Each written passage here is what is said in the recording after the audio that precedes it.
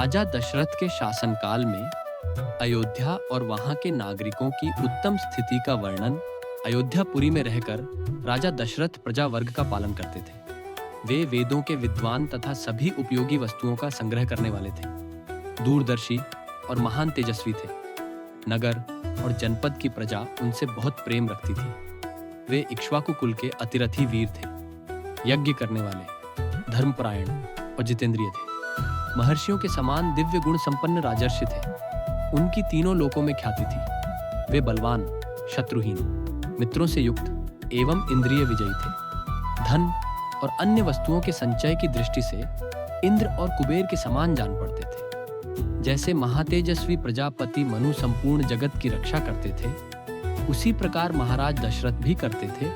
धर्म, अर्थ और काम का संपादन करने वाले कर्मों का अनुष्ठान करते हुए वे सत्य प्रतिज्ञा नरेश उस श्रेष्ठ अयोध्यापुरी का उसी तरह पालन करते थे जैसे इंद्र अमरावतीपुरी का उस उत्तम नगर में निवास करने वाले सभी मनुष्य प्रसन्न, धर्मात्मा, बहुश्रुत, निर्लोभ, सत्यवादी तथा अपने अपने धन से संतुष्ट रहने वाले थे।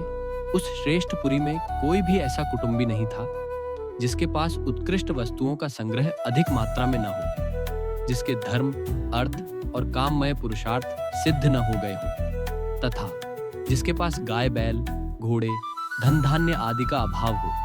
अयोध्या में कहीं भी कोई कामी, कृपण, क्रूर, मूर्ख और नास्तिक मनुष्य देखने को भी नहीं मिलता था। वहां के सभी स्त्री पुरुष धर्मशील, संयमी, सदा प्रसन्न रहने वाले तथा शील और सदाचार की दृष्टि से महर्षियों की भांति निर्मल थे। वहां कोई भी कुंडल, मुकुट और पुष्पहार से शून्य नहीं था। किसी के पास भोग सामग्री की कमी नहीं थी।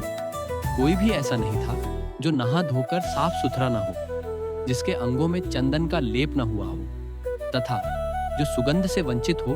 अयोध्या में कोई भी ऐसा नहीं था जो अग्निहोत्र और यज्ञ न करता हो। जो क्षुद्र, चोर, सदाचार शून्य अथवा वर्ण संकर हो। वहां निवास करने वाले ब्राह्मण सदा अपने कर्मों में लगे रहते, इंद्रियों को वश में रखते, दान और स्वाध्याय करते तथा प्रतिग्रह से बचे रहते थे।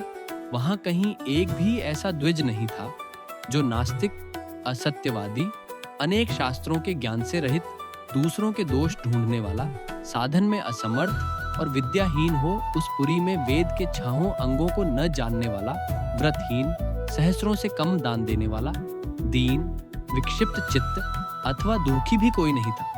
अयोध्या में कोई भी स्त्री या पुरुष ऐसा नहीं देखा जा सकता था जो श्रीहीन, रूप रहित तथा राजभक्ति से शून्य हो। ब्राह्मण आदि चारों वर्णों के लोग देवता और अतिथियों के पूजक, कृतज्ञ, उदार, शूरवीर और पराक्रमी थे।